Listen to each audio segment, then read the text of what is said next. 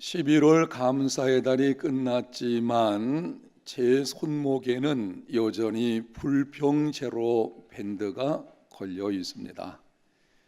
21일 동안 여러분이 불평하지 않으면 이 감사 불평제로 밴드를 빼도 됩니다. 제 손목에 아직까지 이 밴드가 있다는 것이 무슨 뜻이겠습니까? 불평했다는 것이죠. 지난 2주간 전쯤에 치아가 아파서 음식물을 씹다가 불편하다 보니 나도 모르게 불평이 나오게 되었습니다. 그래서 왼손에 있던 밴드를 오른손으로 옮겼어요. 그 다음날 새벽에 새벽 기도를 마치고 어떤 일이 있어서 급하게 차를 몰고 가는데 앞에 있는 차가 파란 불인데도 머뭇거리면서 도무지 안 가는 것입니다. 그러다 보니 파란불이 빨간불로 바뀌어서요, 속상해가지고 불평이 나오게 되었습니다. 그래서 다시 왼쪽 손목으로 옮겨 차게 되었습니다. 저는 21일 동안 그렇게 2주간이 지났으니까 이번 한 주간 동안 불평하지 않으면 이 감사밴드 빼고 다음 주에 나올 것입니다. 여러분이 혹시 다음 주에 제가 이거 또 차고 나오면 그때는 한번 목사님도 별 수 없구나 그럴 수 있겠죠. 여러분은 어떻습니까? 여러분의 생활에서는 감사가 넘치는 삶이 되고 있으십니까? 혹시 여러분들도 아직까지 이 불평제로 밴드를 손목에 차고 있지는 않으십니까? 11월 감사의 달이 끝났으니까는 이제는 끝이라고 생각하고 그냥 빼버리지 마시고, 혹시 불평과 원망하는 습관이 아직까지 남아있다면 21일 동안 한 번도 불평하지 않을 때까지 여러분들이 이 감사 밴드를 이용하는 귀한 시간들이 되시기를 바랍니다. 불행할 때 감사하면 불행이 끝나고 형통할 때 감사하면 형통이 계속된다고 합니다. 감사하는 만큼 행복은 찾아오게 되는 것입니다. 우리 주변을 보게 되면은 감사할 일들은 너무나 많습니다. 제가 가끔 사용하는 경상도 사투리에 천지뼈가리라는 것이 있죠. 이 감사가 그와 같아요. 우리가 한번 찾아보기를 시작하면 감사할 것이 얼마나 많은지 그냥 아침에 눈을 떠서부터 잠잘 때까지 감사할 것이 가득한 것을 볼 수가 있습니다. 그런데 그 많은 감사들 가운데서도 가장 큰 감사, 예수님을 믿는 저와 여러분의 삶에 있어서 가장 큰 감사가 있다면 그것은 나 같은 죄인이 구원받은 것입니다. 그리고 나 같은 죄인이 구원받은 것은 나의 의로움이나 선한 게 있는 것이 아니고 전적인 하나님의 자비와 긍휼에 있는 것입니다. 이렇게 말씀을 드릴 수가 있을 것입니다. 하나님의 자비와 긍휼이 우리의 구원이며 소망이다. 하나님이 어떤 분이신가? 그분은 자비와 긍휼이 풍성하신 주권자이시다. 바로 그것이 우리의 구원이 되는 것이며 거기에 우리의 소망이 있는 것입니다. 옆 사람에게 이렇게 한번 격려하는 시간을 갖도록 하겠습니다. 평생 감사, 인생 역전의 삶이 되시기를 바랍니다. 오늘 본문 1절과 2절에 이렇게 기록을 합니다. 바사왕 고레스 원년에 여호와께서 예레미야의 입을 통하여 하신 말씀을 이루게 하시려고 바사왕 고레스의 마음을 감동시키심에 그가 온 나라에 공포도 하고 조서도 내려 이르되 바사왕 고레스는 말하노니 하늘의 하나님 여호와께서 세상 모든 나라를 내게 주셨고 나에게 명령하사 유대 예루살렘의 성전을 건축하라 하셨나니. 바사왕 고레스 원년은 페르시아 왕 고레스가 바벨론을 정복하고 페르시아 제국을 세웠을 때를 가리키는 것입니다. 고레스는 페르시아의 왕이었습니다. 그런데 BC 539년 바벨론을 공격해서 정복하고는 단순히 한 민족의 왕이 아니라 이제는 페르시아 대제국을 건설하게 되었습니다. 바로 그때에 오늘 본문 사건이 일어나게 된 것입니다. 페르시아 제국을 고레스가 세운 후 1년쯤 지난 BC 538년에 조서를 내렸습니다. 포로로 잡혀온 유대 백성들은 고국으로 돌아가서 성전을 재건하라. 이것은 오래전 하나님께서 예레미야 선지자를 통해서 주신 말씀을 이루시려는 것입니다. 아주 오래전 하나님께서 예레미야를 통해서 이렇게 약속하셨습니다. 유대 백성들이 포로로 잡혀가기 전에 하나님께서 약속하시는 것입니다. 예레미야서 29장 10절, 여호와께서 이와 같이 말씀하시니라. 바벨론에서 70년이 차면 내가 너희를 돌보고 나의 선한 말을 너희에게 성취하여 너희를 이곳으로 돌아오게 하리라. 바벨론에서 몇 년이 차면이라고 합니까? 70년이 차게 되면 너희들이 죄로 인해서 포로로 잡혀가게 될 것이다. 그렇지만 70년이 차게 되면 내가 너희들을 그 땅에서 돌아오게 하겠다. 유대 백성들은 3차에 걸쳐서 포로로 끌려갔습니다. 1차로 바벨론의 포로로 잡혀간 때가 주전 605년입니다. 이때에 다니엘과, 우리가 다니엘서, 이 다니엘을 예수 믿는 사람이 다 알고 있죠. 이 다니엘과 수많은 유대인들이 포로로 잡혀갔습니다. 그리고 고레스가 BC 539년에 바벨론을 정복하고 다음 해인 BC 538년에 조서를 내렸습니다. 조서를 받은 유대인들이 귀환 준비를 하고 BC 536년쯤에 예루살렘으로 돌아와 가지고 성전을 건축하게 되었습니다. 하나님께서 예레미야를 통해 하신 말씀이 정확하게 이루어진 것입니다. 약속하신 것을 이루어 주시기 위해 세계 제국의 왕의 마음을 감동시키시는 하나님, 오래전에 어떤 약속을 주셨고 그 약속하신 것을 이루시려고 역사를 움직이시는 하나님, 대제국의 왕의 마음까지도 감동시켜서 그 약속을 이루어 가시는 하나님, 우리가 섬기는 동일하신 하나님이신 줄로 믿습니다. 여기서 우리는 아주 중요한 질문을 하게 됩니다. 유대 백성들이 어떤 사람들이기에 하나님께서 이렇게까지 은혜를 베풀어 주시는 것일까? 포로로 잡혀가기 전에 약속을 주셨습니다. 70년이 차게 되면 너희들을 이 땅으로 돌아오게 하겠다. 그렇게 하나님을 배반하고 우상을 섬기고 자기 마음대로 살아가는 하나님을 아는 지식이 믿음과 삶의 모습을 결정합니다. 하나님을 떠나 삶으로 도덕적으로도 심히 부패한 백성들, 이 백성들이 무슨 그렇게 하나님께 유익이 된다고 하나님께서는 그러한 약속을 주시는 것입니까? 더 놀라운 사실은 그 약속을 이루시기 위해서 백성들을 그 가운데서 회복시키시려고 이방 나라의 왕의 마음을 감동시키셨습니다. 주변 사람들로 성전 재건에 필요한 것들을 도와주라고 명령을 하게 하셨습니다.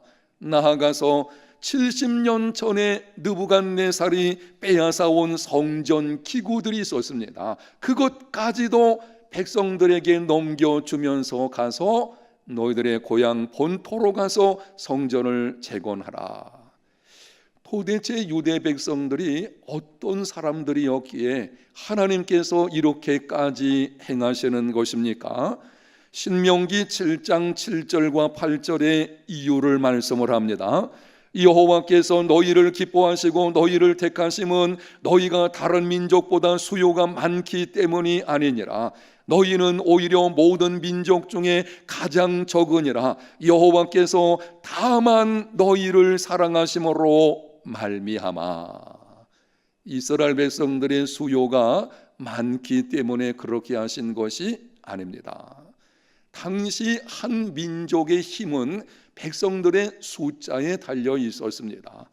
오늘날과 같이 무슨 최신식 무기가 개발된 것도 아니었고, 백성의 숫자가 많다는 것은 그만큼 강대한 민족이라는 것을 뜻합니다. 이스라엘 백성들은 수요가 많은 사람들이 아니었습니다.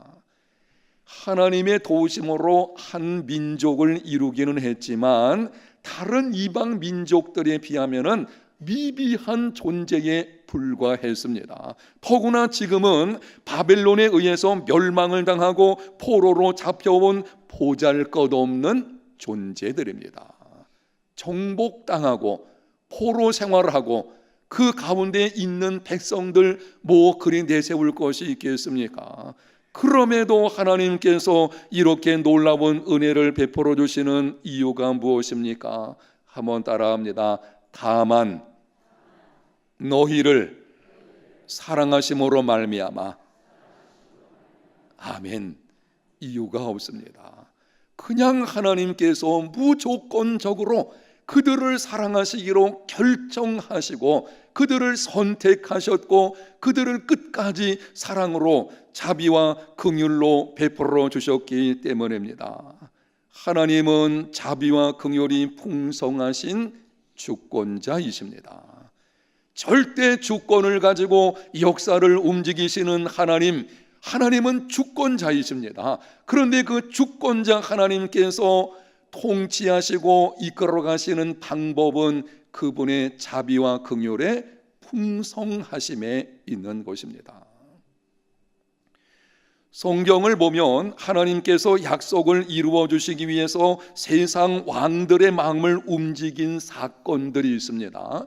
큰 사건들만 우리가 주목해 본다고 하면은 애굽의 바로의 마음을 하나님께서 완악하게 하셔서 그걸 통해서 이스라엘 백성들을 건져 주신 것을 보게 됩니다. 오늘 본문에 당시 대제국인 페르시아 제국의 고레스의 마음을 감동시키심으로 당신의 백성들을 회복시켜 주시고 있습니다.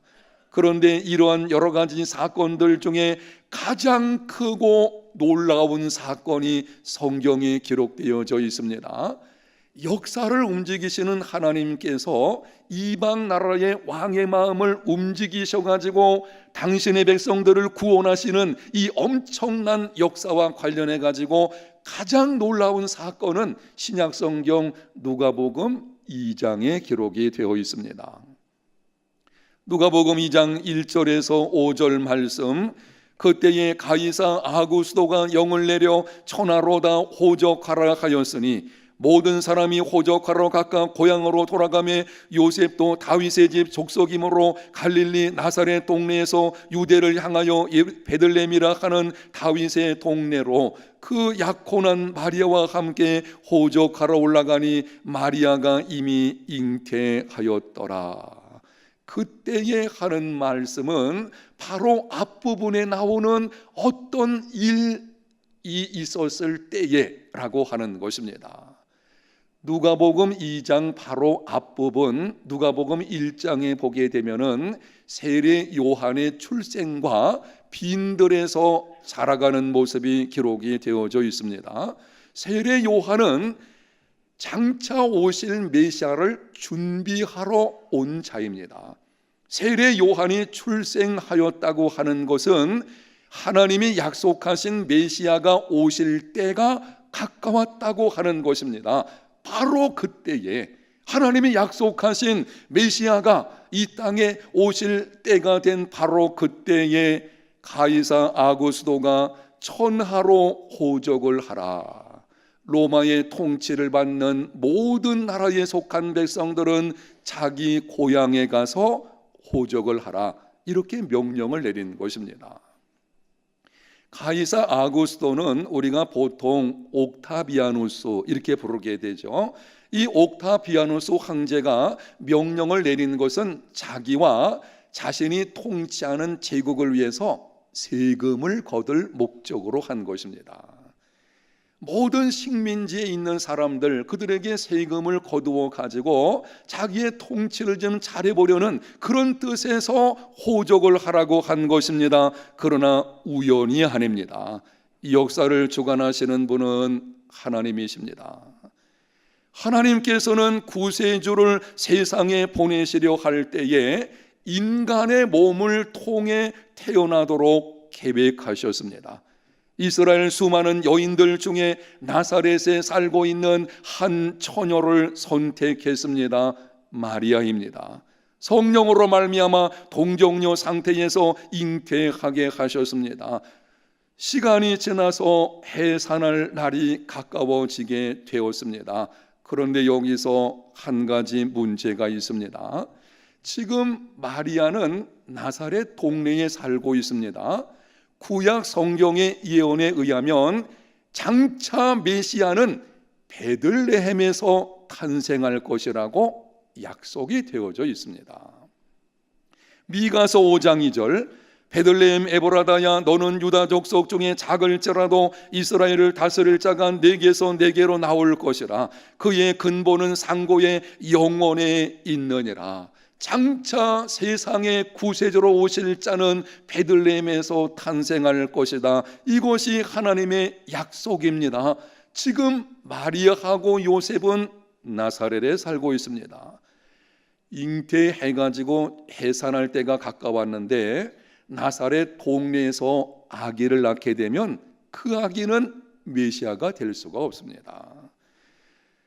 메시아는 예언대로 베들레헴에서 탄생해야 합니다. 하나님께서는 그때의 로마 황제 가이사 아구스토로 하여금 자신의 통치 안에 있는 모든 사람으로 호적을 하게끔 섭리하셨습니다. 요셉과 마리아는 다윗의 후손입니다.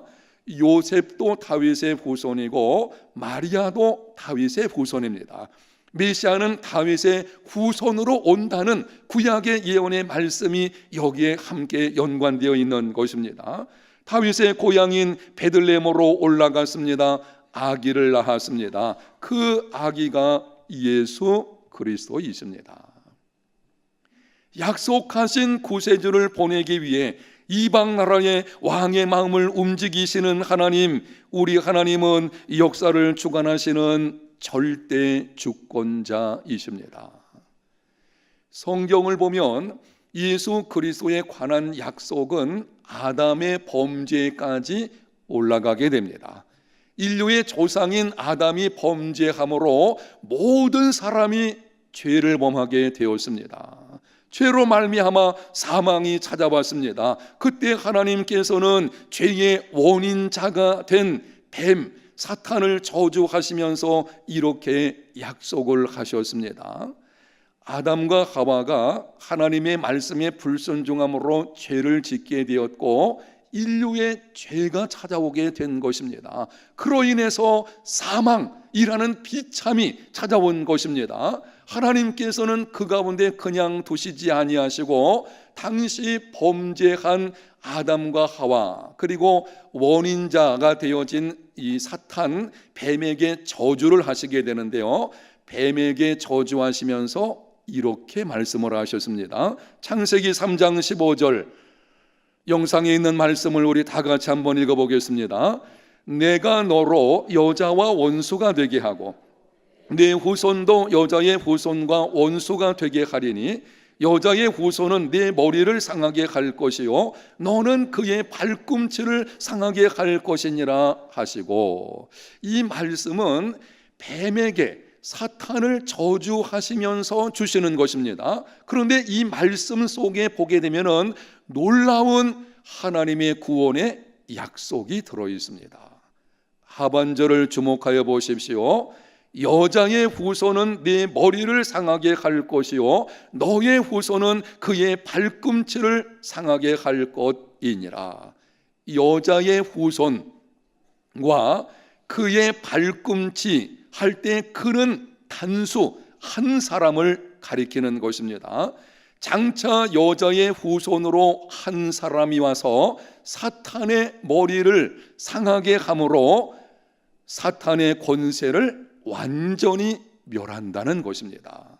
그런데 그 과정에서 뱀이, 이 사탄이 여자의 후손의 발꿈치를 상하게 함으로 큰 고난이 있게 될 것을 말씀하는 것입니다. 이것은 장차 오실 메시아가 고난과 죽음을 통해서 사탄의 권세를 멸하실 것을 약속하시는 것입니다. 사실은 이렇습니다. 아담과 하와가 죄를 지은 다음에 제일 먼저 한 행동은 무엇인가 하면 무화과나무 잎사귀를 엮어서 치마를 해서 덮는 것입니다. 그리고 그 다음에 안 되니까 숨는 것입니다. 숨었죠. 그것도 안 되니까는 다른 사람에게 전가했지요. 하나님, 내가 죄를 지은 것은 저 하와 때문입니다. 이런 식으로 다른 사람에게 전가했습니다. 이렇게 죄를 가리려고 하고 숨기려고 하고 다른 사람에게 미루는 아담과 하와에게 하나님께서 약속하시는 것입니다. 그래서는 너 죄가 해결한대. 장차 여자의 후손으로 한 사람이 이 땅에 오게 될 것인데 그가 큰 고난을 당함으로 사탄의 권세를 완전히 멸하게 될 것이다. 바로 이것이 십자가 사건입니다. 그리고 그것은 이 땅에 오신 메시아 예수 그리스도의 십자가와 관련되어져 있는 것입니다.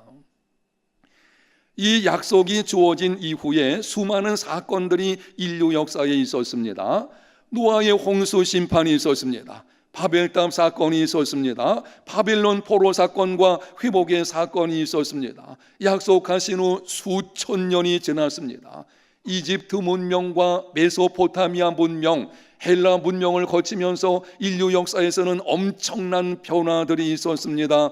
그러나 하나님의 약속은 변치 않았습니다. 수천 년 동안 엄청난 변화들이 있었지만 하나님의 약속, 이 창세기 3장 15절에서 주신 그 약속은 하나님이 그것을 기억하시고 오늘 말씀드린 대로 때가 참에 로마 황제로 하여금 호족하게 하나님이 섭리하시고 그러므로 메시아 예수 그리스도께서 이 땅에 탄생하시게 된 것입니다. 사랑하는 여러분, 인류 역사에서 수천 년 동안 수백 번 예언의 약속을 받고 그 약속대로 온 자가 누가 있습니까? 어느 종교, 세상에 어느 누가 이러한 약속의 증거를 받은 자가 있겠습니까? 오직 예수 그리스도 뿐이십니다. 그래서 예수 그리스도만이 구세주요 주님이십니다. 주 예수를 믿으시기를 바랍니다. 혹시 오늘 나오신 여러분들 가운데서 예수 그리스도만이 구세주이시고 주님이시다, 이 말씀이 잘 믿어지지 않는 분들이 있다면 제가 여러분에게 권면의 말씀을 드리겠습니다. 성경을 펴서 한번 읽어보십시오. 그리고 성경에서 기록되어진 장차 오실 구세주 메시아에 관한 예언들을 연구해 보시기를 바랍니다. 바쁘다고 핑계하지 마십시오. 그럴 만한 가치가 있느냐 이렇게 말하지 마십시오. 그렇게 말하고 있는 분들이 있다면 이 질문을 한번 생각해 보십시오. 만약 예수 그리스도만이 구세주여 주님이시라면 여러분 어떻게 하시겠습니까? 영생의 문제입니다. 이거는 이 땅에서의 삶에 관련된 것뿐 아니라 영혼을 결정하는 것이기 때문에 아직까지 거기에 대해서 잘 믿어지지 않으시는 분들이 있다면 이 성경을 펴서 읽으시고 예언을 한번 연구해 보시기를 바랍니다. 그리고 그렇게 한 후에 그래도 믿어지지 않으면 믿을 수 없다고 말을 해 보십시오.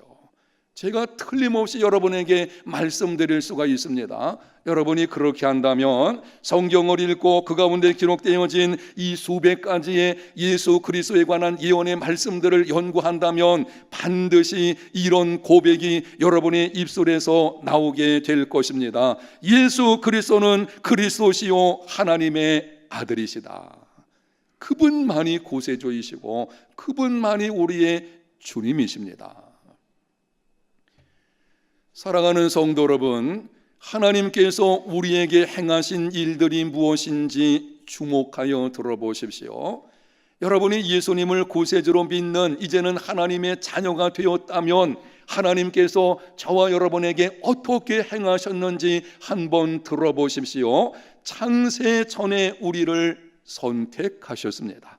선택받은 우리를 구원하시려고 메시아를 약속하셨습니다. 수많은 하나님의 종들을 통해 약속을 확인하고 또 확인해 주셨습니다. 수천 년의 역사가 흘렀지만 그 약속을 기억하셨습니다. 때가 돼서 이방 나라 왕의 마음을 움직여서 호적하라고 명령을 내리게 하셨습니다. 독생자 예수 그리스도를 보내주시고 십자가에 내어주셨습니다. 성령을 보내주심으로 믿음을 갖게 하셨고 그 믿음으로 말미암아 구원받게 하셨습니다. 여러분, 우리가 누구이기에 하나님이 이렇게까지 하시는 것입니까? 천지 만물을 창조하신 하나님, 이 광대한 우주, 여러분이 한번 하늘을 보세요. 이 광대한 우주, 이것을 말씀으로 창조하신 위대하신 그 하나님께서 우리 같은 이렇게 미비한 존재, 나 같은 죄인에게 이렇게 놀라운 은혜를 베푸시는 이유가 도대체 뭐겠습니까? 우리에게 의롭고 선함이 있기 때문에 그렇습니까? 아니요. 세상에는 두 종류의 인간들밖에 없습니다. 드러난 죄인과 드러나지 않은 죄인뿐입니다. 우리는 모두 죄인입니다. 우리가 하나님의 사랑을 받을 만한 존재들이기 때문입니까? 아니요. 우리는 하나님을 떠나서 자기 마음대로 살던, 하나님이 어디 있냐고 큰 소리 치던 우리들이었습니다. 우리가 구원을 받으면 하나님께 유익을 주는 자들이기 때문입니까? 하나님이 우리를 구원하시면 내가 하나님께 큰 유익이 되기 때문에 하나님이 그것을 보시고 이러한 은혜를 베풀어 주신 것입니까? 아니요. 우리는 여전히 하나님께 근심과 걱정을 끼치는 존재들입니다.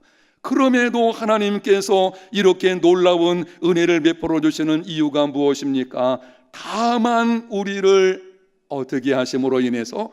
사랑하심으로 인해서. 하나님의 사랑, 변함이 없는, 아무런 조건이 없는 자비와 긍휼이 풍성하신 그 하나님의 사랑, 그 하나님의 사랑이 우리를 선택하게 하신 것이고, 그 사랑으로, 그 자비와 긍휼하심으로 말미암아 우리가 구원받고 이렇게 믿음 생활하고 있는 것입니다. 하나님은 자비와 긍휼이 풍성하신 주권자이십니다. 여러분, 그러므로 우리의 구원은 확실합니다. 우리의 구원이 만약 나의 선이나 의에서 출발했다면 우리는 구원받을 수 없습니다. 우리의 선과 의는 너무 흔들리는 것이 아니겠습니까? 우리의 어떤 것에 있는 것이 아니고 하나님의 자비와 긍휼하심, 바로 거기에 우리의 구원이 있는 것입니다. 그래서 우리의 구원은 확실합니다. 때로 우리가 범죄함으로 하나님께 징계를 받아 고난을 겪을지라도 우리의 구원은 확실합니다. 하나님은 자비와 긍휼이 풍성하신 주권자이시기 때문입니다. 때로 세상의 악한 세력들이 우리를 시험하고 그 시험에 넘어지는 경우가 있어도 우리의 구원은 확실합니다. 하나님은 자비와 긍휼하심이 풍성하신 주권자이시기 때문입니다. 우리가 예수님을 믿어서 구원받았지만 때로 구원의 문제가 흔들릴 때가 있을 것입니다. 구원의 확신이 흔들림으로 바른 믿음의 생활을 하지 못해도 우리의 구원은 확실합니다. 하나님은 자비와 긍휼하심이 풍성하신 주권자이시기 때문입니다. 아멘. 우리가 의롭다면 얼마나 의롭겠으며, 우리가 선을 행한들 그 선이 하나님께 무슨 도움이 될 수가 있겠습니까?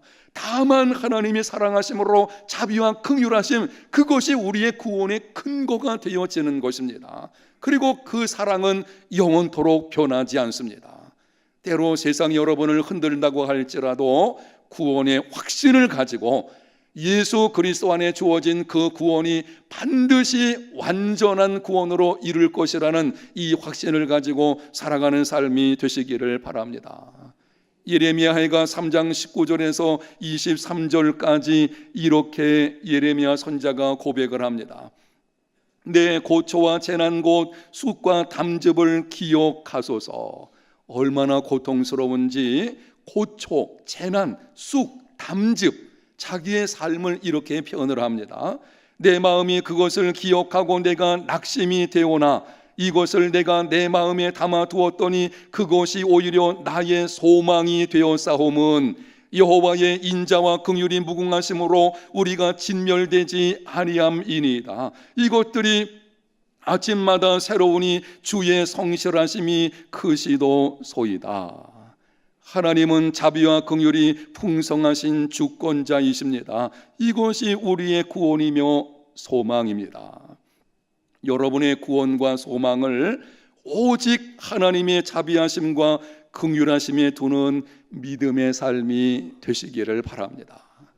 절망 가운데 있을지라도 사방으로 우겨쌈을 당하여도 기막힌 상황 속에도 우리에게는 소망이 있습니다. 왜 그렇습니까? 하나님의 자비와 긍휼이 풍성하심, 그리고 그분은 절대 주권자이시기 때문에 바로 믿음을 우리가 그 사실에 둘 때에 바른 믿음의 생활 승리하는 삶이 있게 되어지는 것입니다. 이 말씀으로 말미암아 이 하나님으로 인해서 승리를 누리며 살아가는 믿음의 걸음이 되시기를 예수님 이름으로 축복합니다.